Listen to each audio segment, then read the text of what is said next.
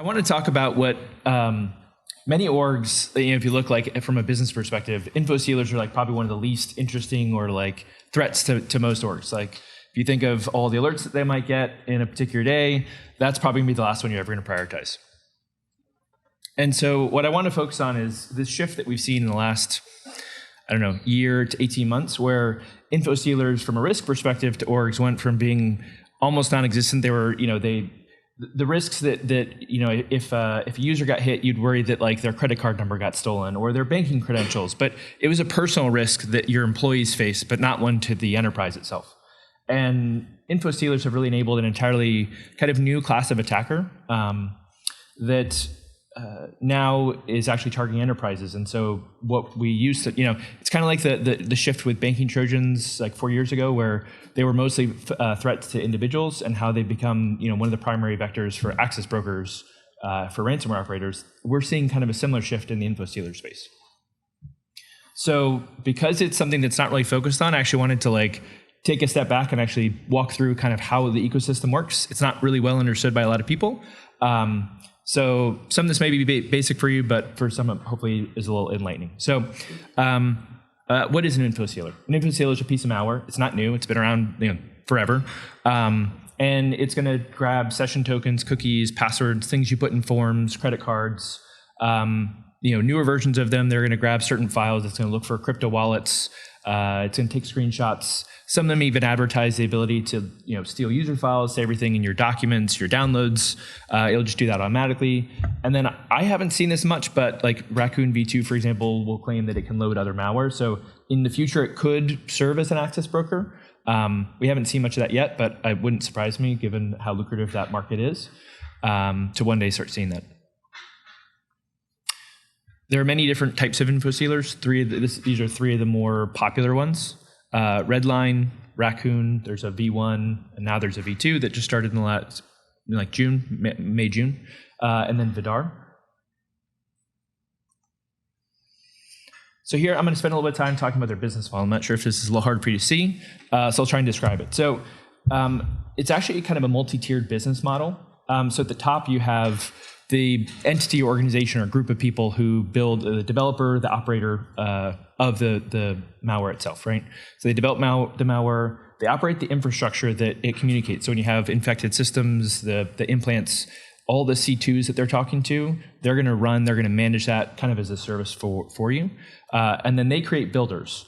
And they then work with kind of a set of franchisees who, the output is from the developer. They basically sell to franchisees these builders, and then from there, they distribute their own campaigns. So they can come up with whatever distribution mechanisms that they want to. They could hire somebody else to distribute it for them. But there's really kind of there's a business relationship between the top tier and the intermediate tier. And that's partly why, from a tracking perspective, tracking any one of these is really difficult, because there's actually many different parties involved that are all coming up with their own schemes of how they're doing it, right? So that while they may operate under a common brand, the method with which they get out there is all over the place. And for some of these ecosystems, there's literally like dozens of distributors and franchisees. They're each doing their own thing. So it really allows them for a lot of scale from an operations perspective. And how you make money in this business is with scale. The amount of endpoints that get infected, the more creds you get, the more lucrative the next phase is.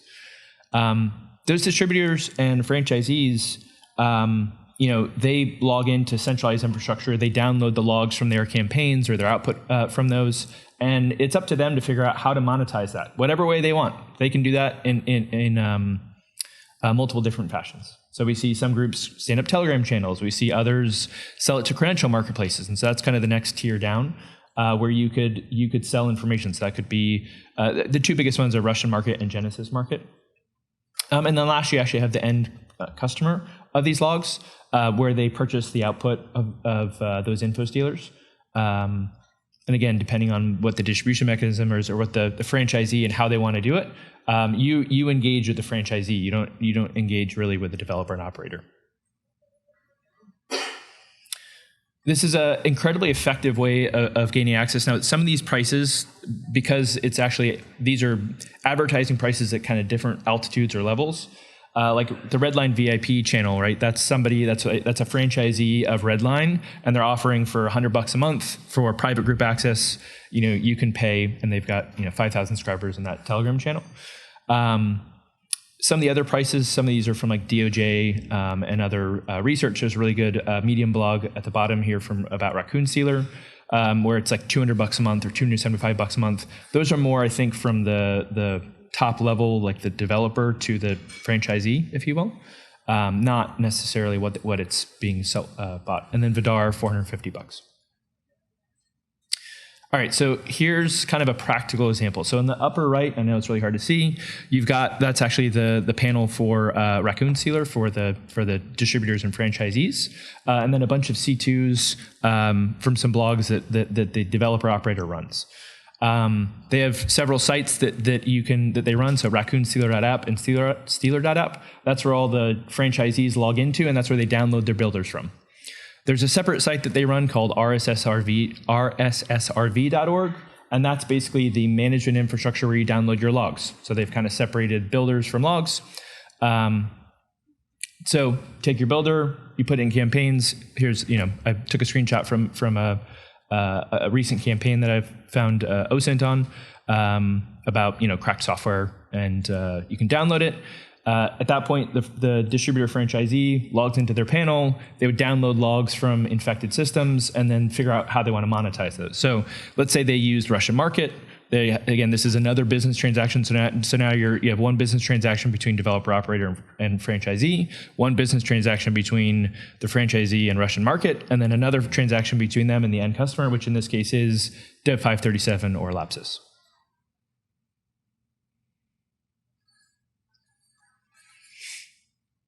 So the reason why I chose them as an example, in the recent targeting of Uber and Rockstar, obviously these guys like to post lots of screenshots from their operations, which is interesting.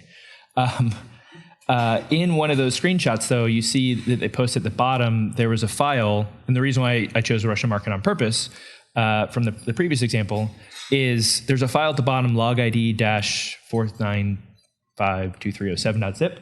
That's the format that when you purchase creds from Russian market, that's basically the file naming scheme.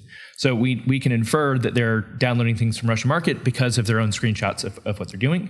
It also explains how they're getting access, et cetera. So using their own, don't take my word for it. You can, take their own screenshots. So many of these groups that we see are broadly labeled Lapsus, and we see them, in a much more granular perspective. But there's an entirely new class of actor. There's at least, say, 5 that we're tracking in the last year, and they have wildly different motivations. Some of them are, extortion operators. Some deploy ransomware. Some are looking to monetize by targeting high net worth individuals and draining their cryptocurrency. Others are looking to monetize via selling SIM swapping as a service, right? So there's different ways, their motivations are different, but many of their tactics are similar. So some of the commonalities between them, so although the motivations may vary, the tactics are similar. So their initial access is often from creds or tokens purchased from Infostealers. They understand the business relationships between key parts, and we'll kind of go through that here later. But that you can target a help desk org or an IT support org or a telco org, and then use that access to get upstream to your eventual target.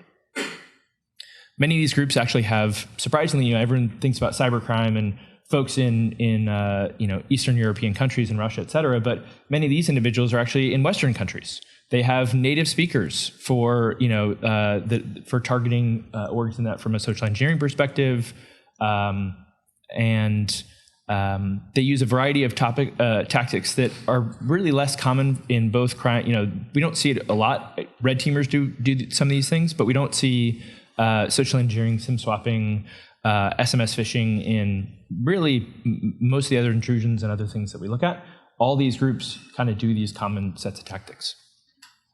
And not all of them, but some of these groups forgo traditional malware at all, right? They can do an entire operation with social engineering, a web browser, maybe like a port scanner or something really simple, but they're not installing, some of these groups aren't even installing backdoors, and they can be incredibly effective. One other point, so like we track Dev 875 as Octopus, what overlaps with Octopus we track as Dev 875. Two of the groups on here have no public name. No one's talked about them. No one's blogged about them. The other thing to be very careful about, and I would say this for social media and everything else, these groups target security researchers. They harass security researchers. They don't want you talking about them. They will threaten your family. They will threaten your kids. They will threaten the families of the target that they're trying to extort. So be very careful when talking about these, but these guys don't have public names. There's no AKAs. There's really no public literature about some of these guys. So just be careful when you interact or if you end up running across them.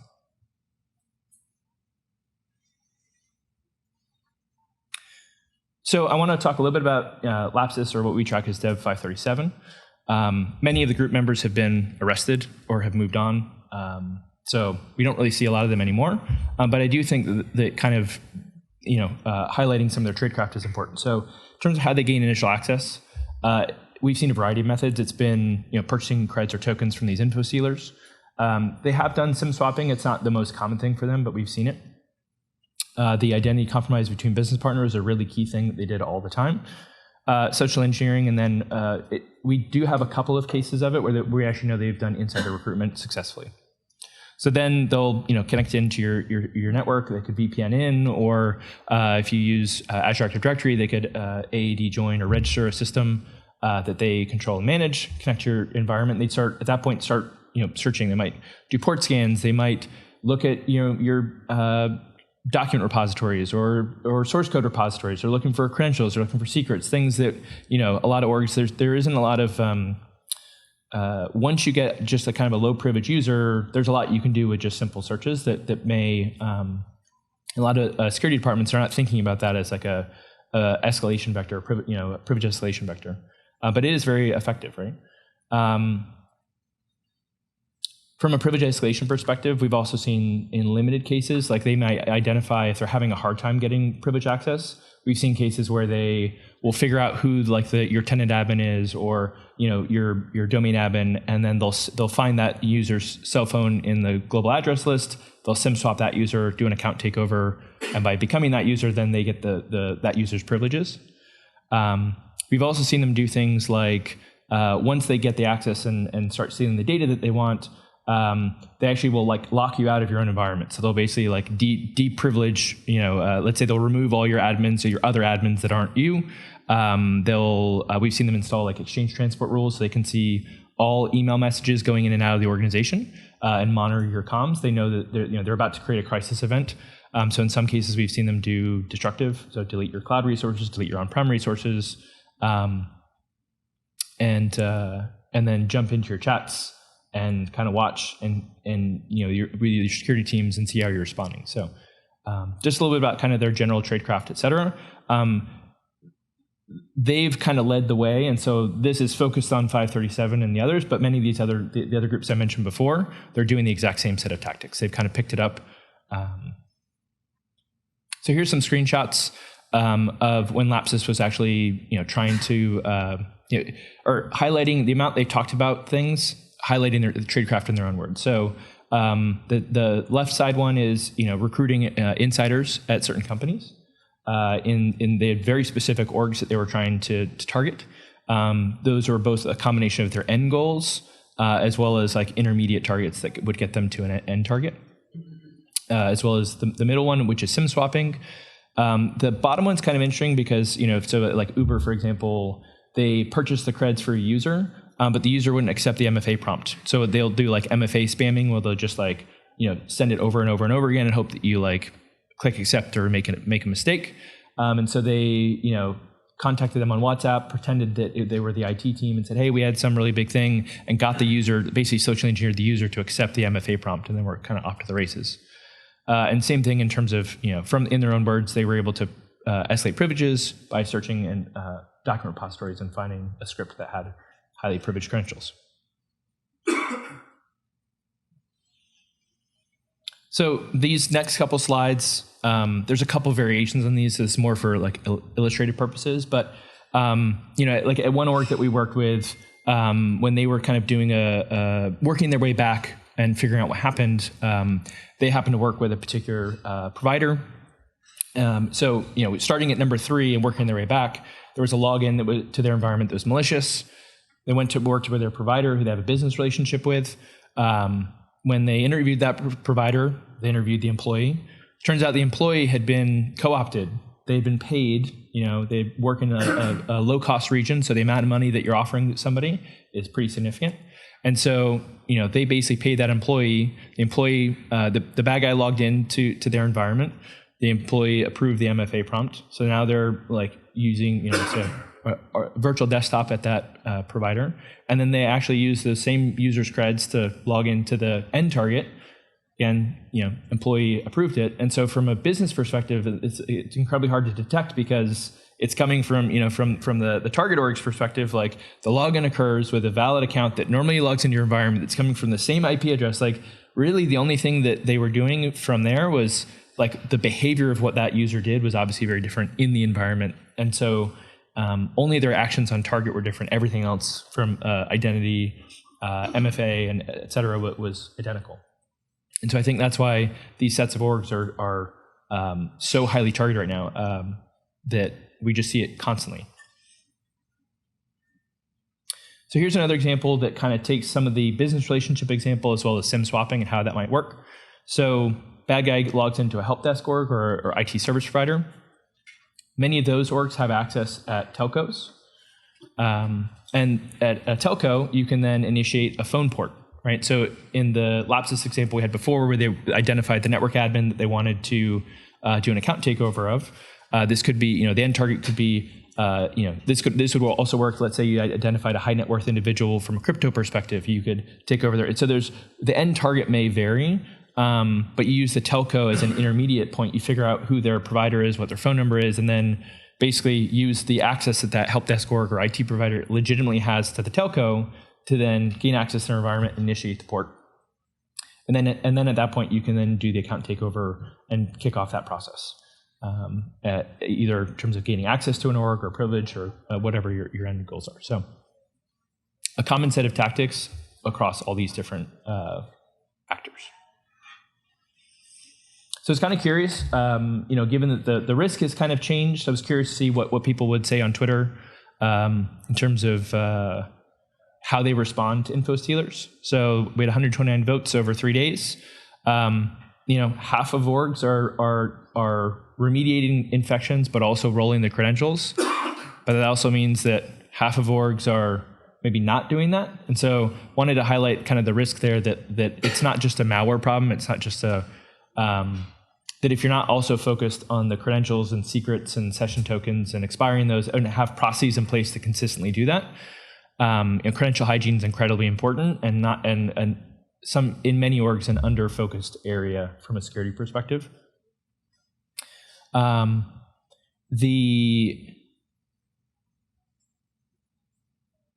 other thing to think about is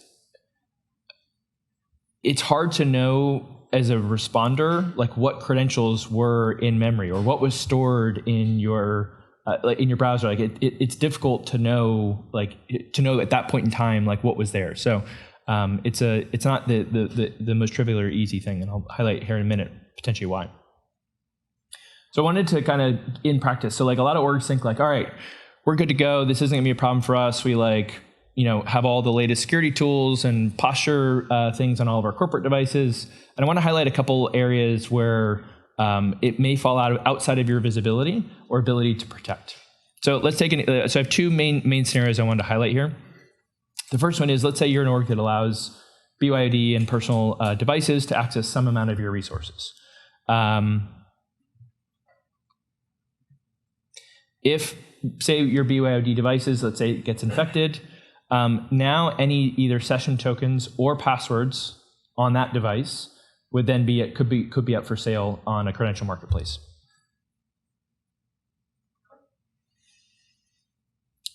I think that one's the easiest one to think about. This next one that I'm going to highlight is one that a lot of orgs don't think about, and there's not a great answer to.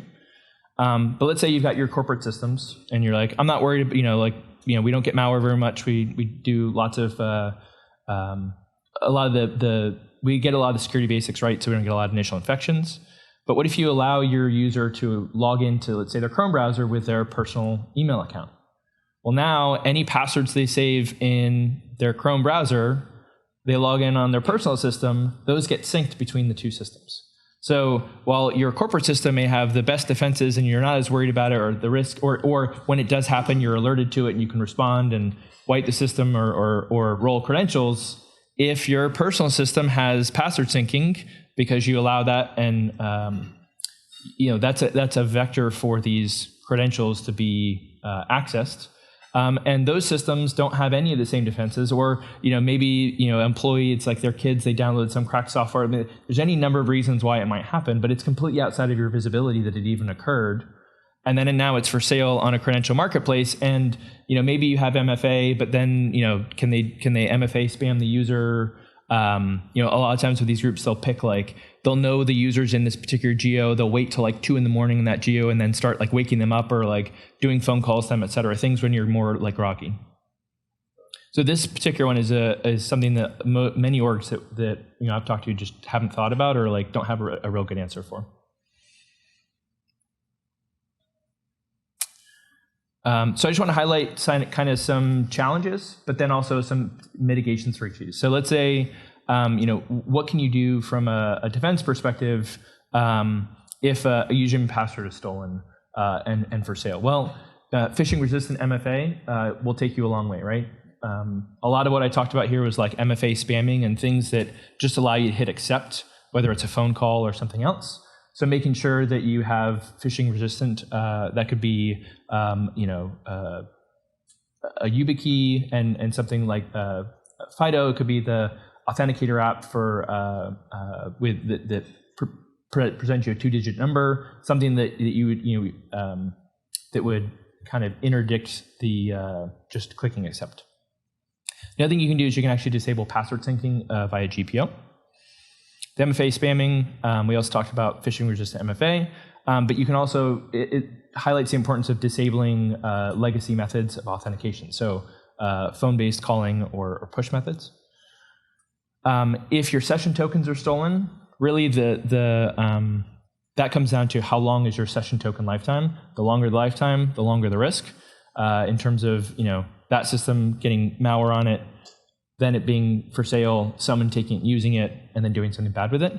From a session token replay perspective, these session tokens, let's say you have an MFA. If I can steal your, let's say you have a 30-day session token lifetime, and I can take your session token that has an MFA claim in it. Even if you have a YubiKey or the world's best security, I can take that token and just replay that token, and I don't need to re-authenticate. I don't need to I've become you. Including your MFA claim. And so FIDO is great and other things are great, but if I can get malware on your system that can lift that session token, then the only things that can really protect you are either shortening the duration of those lifetimes, or things like conditional access policies, limiting the kinds of systems you can come from or where you can come from, or others, things like that. And then lastly, at least from a Microsoft perspective, there are technologies that don't support, like ADFS, that don't support some of the better or more phishing resistant methods. Bad guys know this, so if they can force the authentication against things like ADFS, even if you have configured things like number matching, if I can force the authentication against ADFS, it's going to default back to the push method. So disallowing, so that ADFS can't actually generate the MFA claim, that it's going to force and say, nope, I'm gonna make the identity provider, whoever that is, go and do the MFA, and then I will validate it.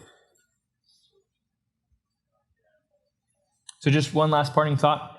So as organizations have come to understand the threats of tools like Mimikatz and password sealers, lots of orgs have moved to the cloud, and a lot of these old tools have found new relevance. So Lapsus, I really feel like, kind of showed the way of how you can be incredibly successful with not super high tech, but they can compromise a ton of orgs with their set of tradecraft, and a whole new class of actors has kind of taken that playbook, picked it up, and started using it, and to great effect. And I don't think many organizations, or there are a lot of organizations that aren't really ready for some of these changes or shifts. or they're only just starting to come around to it. And with that,